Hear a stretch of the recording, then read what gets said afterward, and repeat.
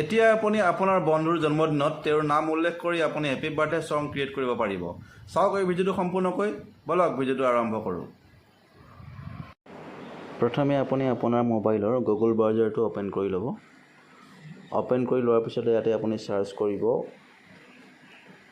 One happy birthday song with name, এনেকৈ আপুনি search কৰিব। চাৰ্চ কৰাৰ পিছতে আপুনি ইয়াতে ওৱান হেপী বাৰ্থডে ৱেবছাইটটো খোল খাব। ইয়াতে আপুনি ক্লিক কৰি দিব।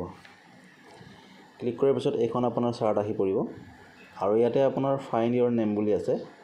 আপুনি যিজন বন্ধুক আপুনি বাৰ্থডে উইছ কৰিব তেখেতৰ নাম উল্লেখ কৰি সেই তেখেতৰ নামটো আপুনি ইয়াতে দিব। মই এক্সাম্পল হিচাপে ধৰি লৈছোঁ মোৰ বন্ধুৰ নাম দিগন্ত।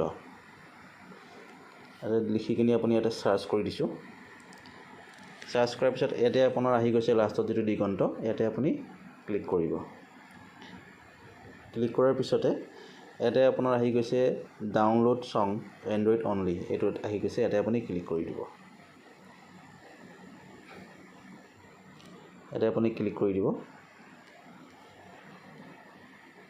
ক্লিক কৰাৰ পিছতে ইয়াতে আপোনাৰ আহি গৈছে। ইয়াতে আপোনাৰ যিটো কেপচা আহি আছে এই কেপচাটো আপুনি ইয়াতে টাইপ কৰিব। মই কেপচাটো টাইপ কৰি দিছোঁ।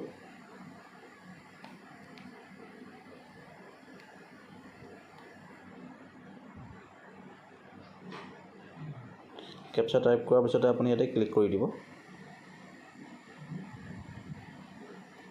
ক্লিক কৰাৰ পিছতে যিটো আপোনাৰ মানে ছং হয় ডাউনলোড হৈ যাব।